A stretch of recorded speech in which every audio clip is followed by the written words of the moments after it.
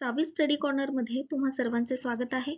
शिक्षक भरतीमध्ये समाविष्ट होण्यासाठी टीईटी परीक्षा देणे अनिवार्य आहे. महाराष्ट्र शिक्षक पात्रता परीक्षा म्हणजेच टीईटी 2024 याचे फॉर्म भरणे सुरू झालेले आहे.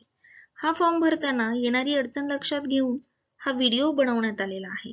फॉर्म भरणार असाल तर या व्हिडिओमध्ये फॉर्म भरण्यासाठी आवश्यक असणारी माहिती देण्यात आलेली आहे, ती पूर्ण पहा.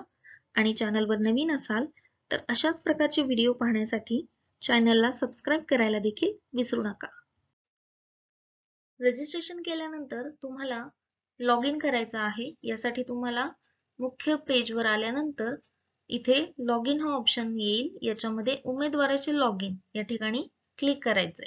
त्याच्यानंतर बघा तुम्हाला हा फॉर्म पूर्णतः भरायचा आहे. यामध्ये तुम्हाला वैयक्तिक माहिती, संपर्कासाठी माहिती, शैक्षणिक माहिती, परीक्षेसंदर्भातील माहिती या संपूर्ण माहिती फिल झाल्यानंतर प्रत्येक वेळेस तुम्ही जेव्हा फिल कराल तेव्हा ते सेव्ह देखील करायचं आहे. हे संपूर्ण केल्यानंतर दस्तऐवज अपलोड करा हा तुम्हाला एक टॅब मिळेल.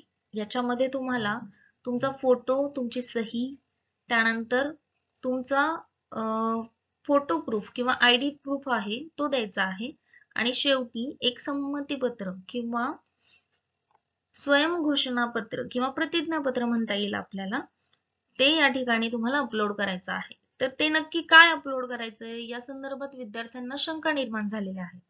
तर याच शंका दूर करण्यासाठी आपण या ठिकाणी तुम्हाला सेल्फ डिक्लेरेशन फॉर्म म्हणजेच ते प्रतिज्ञापत्र देत आहोत. सेल्फ डिक्लेरेशन किंवा प्रतिज्ञापत्राच्या ठिकाणी आपल्याला जे अपलोड करायचं आहे ते हा फॉर्म असेल.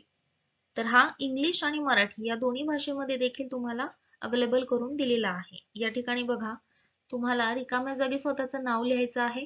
हा पूर्ण उतारा तुम्हाला एका कोऱ्या कागदावरती उतरवून घ्यायचा आहे आणि त्याखाली तुम्हाला तुमची सही आणि डाव्या हाताचा अंगठा हा लावायचा आहे किंवा शिक्का उमटवायचा आहे.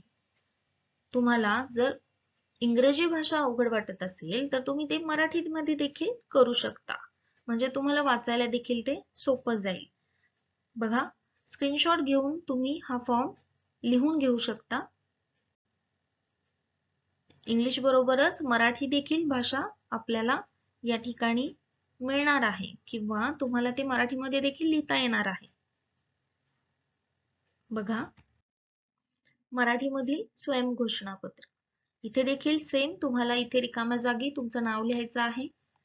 पूर्ण उतारा आपल्याला कोऱ्या कागदावरती लिहून घ्यायचा आहे.